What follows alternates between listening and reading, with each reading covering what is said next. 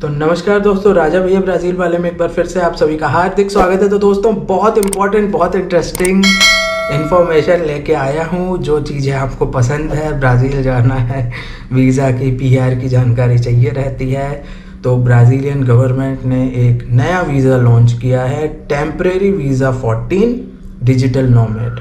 ठीक है, digital nomad visa है और टेम्परेरी वीज़ा 14 है उसका नंबर। तो एक नया वीज़ा लॉन्च हुआ है। तो ये जो डिजिटल नोमैड वीज़ा है दोस्तों, ये 1 साल का है और 1 साल तक आप ब्राज़ील में रह सकते हो और ये 1 साल और एक्सटेंड हो सकता है ब्राज़ील में। तो इसके बारे में मैं आपको जानकारी दूंगा। तो दोस्तों कैसा होता है कि आप काम करने के लिए जाना चाहते हैं, तो ये काम करने वाला ही वीज़ा है और आपको ब्राज़ील में काम की भी ज़रूरत नहीं है। ठीक है, डिजिटल नोमैड मतलब आप कुछ रिमोट वर्क कर रहे हो, मतलब आपकी नौकरी इंडिया में है, आपके देश में है और आप कुछ रिमोट काम कर रहे हो, जैसे वर्क फ्रॉम होम होता है ना, जैसे आप कंप्यूटर पे ही, लैपटॉप पे ही काम करते हो, तो आपको ये वीज़ा मिल सकता है कि आप वहाँ ब्राज़ील जाओ और वहाँ रहो। ठीक है, तो आप डिजिटल नोमैड बन के वहाँ रह सकते हो और अपना वर्क फ्रॉम होम कर सकते हो और ब्राज़ील की लाइफ एंजॉय कर सकते हो। तो ये बहुत बढ़िया वीज़ा लॉन्च किया है ब्राज़ील ने। ये जैन 2022 में ही लॉन्च हुआ था। अब मैं इतना लेट वीडियो क्यों ला रहा हूँ, क्योंकि कुछ चीज़ें क्लैरिफाई नहीं करते वो लोग, कुछ क्लैरिटी नहीं रहती कई चीज़ों में कि क्या डॉक्यूमेंट्स लगेंगे, क्या है। अब फिर मैं आधा अधूरा वीडियो ला दूँ, है ना, फिर कहोगे राजा भैया क्या यार तुम वीडियो बनाते हो, डॉक्यूमेंट क्या लगेंगे ये तो बता देते तो ये भाइयों और बहनों के थोड़े डाउट्स रहते हैं।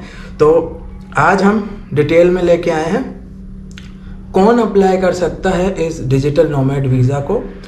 ये डिजिटल नोमैड वीज़ा को वो फॉरेनर्स अप्लाई कर सकते हैं जो ब्राज़ील जाना चाहते हैं कुछ रिमोट वर्क करने के लिए, और उनका जो है एम्प्लॉयमेंट जो है किसी फॉरेन एम्प्लॉयर के साथ है।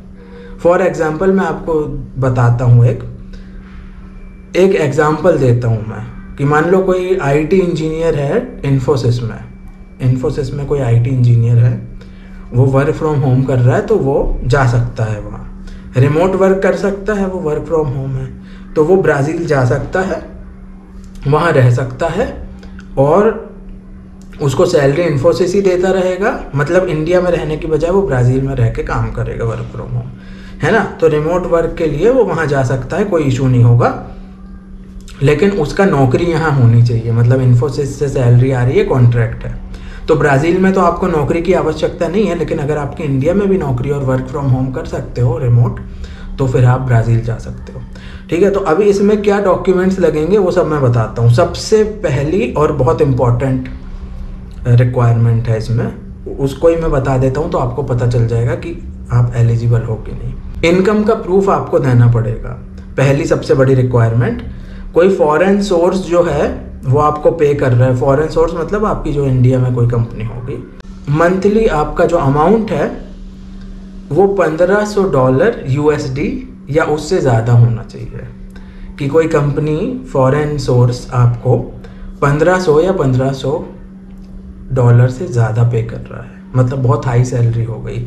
अब ये कितना हो जाता है भाइयों बहनों, 1,24,000 रुपये हो जाता है।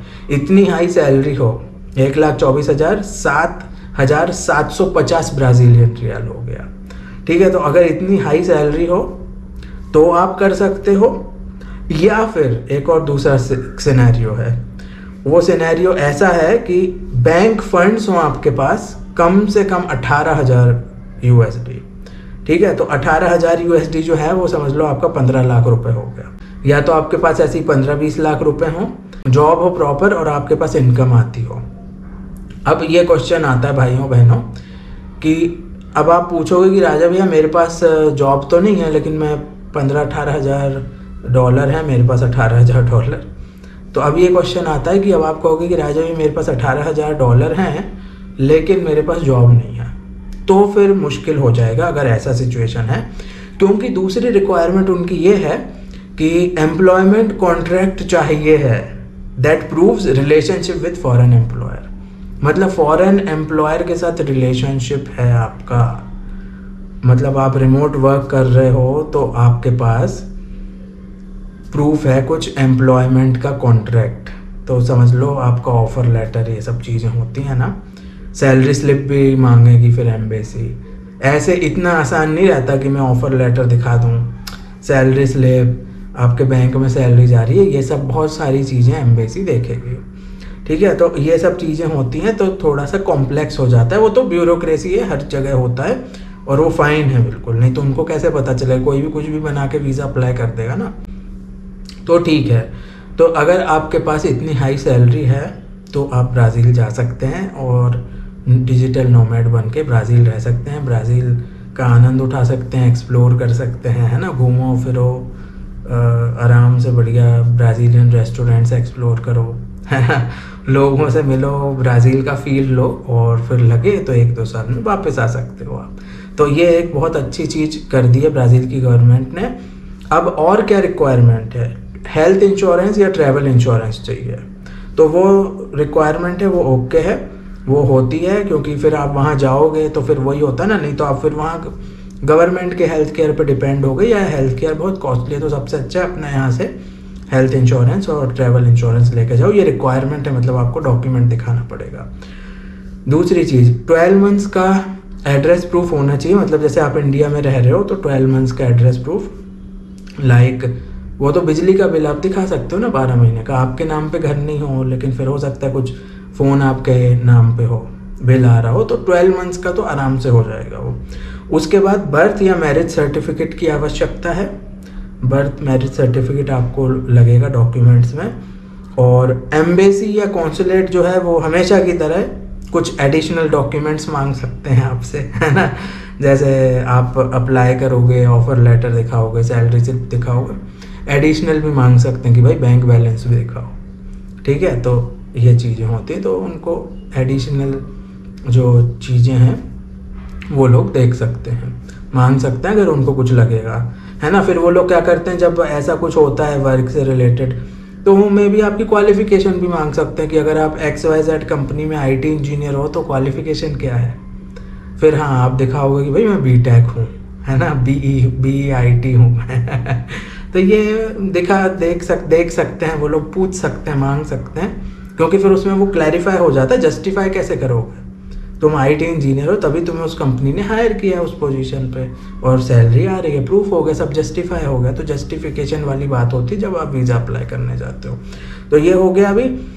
अब इसका प्रोसेस क्या है भाइयों बहनों, तो प्रोसेस इसका बहुत आसान है। मैं लिंक डाल रहा हूँ 3 डिस्क्रिप्शन में, और वो लिंक से आप अप्लाई कर सकते हो। पहला तो है फॉर्म फिल करना है, किसी भी वीज़ा में फॉर्म फिल करना पड़ता है, ऑनलाइन फॉर्म है। फॉर्म फिल करके रिसिप्ट को प्रिंट करना पड़ेगा, वो भी जाहिर सी बात है करोगे ही। तीसरी चीज़, ई-काउंसलर साइट है, उस पे जाके आपको रजिस्ट्रेशन करना पड़ेगा, उसका भी है। ई-काउंसलर साइट की भी लिंक डाल रहा हूँ, EC पोर्टो इतामारेती करके है, और फॉर्मुलारियो है, फॉर्म की लिंक है। तो फॉर्म भरोगे फॉर्मुलारियो लिंक पे, फिर उसके बाद इतामारेती वाली पे जाओगे आप, ये पोर्टो, और उस पर रजिस्ट्रेशन करोगे, और आपको वेट करना पड़ेगा, मतलब आपकी जो एप्लीकेशन है वो कॉन्सुलेट के पास चली जाएगी। तो कॉन्सुलेट जब उसको अप्रूव कर देगा आपकी ऑनलाइन को, तो फिर आपको अपॉइंटमेंट बुक करना पड़ेगा कॉन्सुलेट या ब्राज़ीलियन एम्बेसी के साथ, चौथी चीज़। ठीक है, तो उसके बाद फिर होगा कि अपॉइंटमेंट डे पे आपको विजिट करना पड़ेगा ओरिजिनल डॉक्यूमेंट के साथ, वही ब्ला ब्ला ब्ला जो होता है ना, पासपोर्ट में भी ऐसे ही होता है, अप्लाई करो, वीज़ा में भी होता है, अपॉइंटमेंट वाले दिन सब लेके आपको जाना पड़ेगा, और है ना, सब देखेंगे, चेक करेंगे, वेरीफाई करेंगे। और सबसे अच्छी बात यह है कि ये ऑनलाइन हो गया प्रोसेस, तो ऑनलाइन होने से बहुत आसान है, मतलब अगर किसी को अप्लाई करना हो तो एजेंट वेजेंट की भी ज़रूरत नहीं, आप खुद कर सकते हो, है ना। लेकिन हाँ, थोड़ा बहुत कॉम्प्लेक्स हो सकता है, क्योंकि पोर्तुगीज़ में होगी साइट, कई बार कुछ चीज़ें समझ में नहीं आती, हाँ, क्योंकि दूसरे देश का है ना, दूसरे देश का है, और वहाँ की लैंग्वेज भी अलग है। तो मेरे प्यारे भाइयों बहनों, कैसा लगा ये वीज़ा? मुझे तो भाई बहुत खुशी हुई थी जब ये वीज़ा आया था। तो अगर आपके पास ऐसा कुछ है तो आप जा सकते हो, इसमें और भी केस आ सकते हैं, मे बी अगर आप यूट्यूबर हो तो भी मेरे ख्याल से कर सकते हो, लेकिन फिर वही है ना, उतनी अर्निंग है क्या आपकी, लाखों रुपए अर्निंग हो साथ में, नहीं तो फिर आपके पास बैंक बैलेंस हो तो वो दिखा सकते हो कि भाई यूट्यूब चैनल है, मैं ब्राज़ील जाना चाहता हूँ, तो वो भी पॉसिबिलिटी है। अगर आप कुछ बिजनेस कर रहे हो, आपका रिमोट बिजनेस है ना, कई लोग करते हैं ना, जैसे आप कुछ ग्राफिक डिज़ाइनर हो और आपका वैसे कुछ कॉन्ट्रैक्ट है किसी कंपनी से ग्राफिक डिज़ाइनिंग के या कुछ भी है और उतनी अर्निंग हो रही है, तो आप भी जा सकते हो। तो ऐसी चीज़ें हो गई हैं, तो आप एक्सप्लोर कर सकते हो, सोच सकते हो आपकी सिचुएशन उसमें फिट होगी कि नहीं। डिजिटल नोमैड है, डिजिटली जो आप काम करते हो, है ना, जैसे यूट्यूबर्स हो गए हैं, घूम घूम के अपना काम करते हैं, पैसे कमाते हैं, ऐसे ही डिजिटल नोमैड वीज़ा। तो दोस्तों वीडियो कैसा लगा, ये वीज़ा के बारे में आपके क्या ओपिनियंस है, कमेंट करके ज़रूर बताइएगा। वीडियो देखने के लिए बहुत बहुत धन्यवाद। जय हिंद, भारत माता की जय, वंदे मातरम।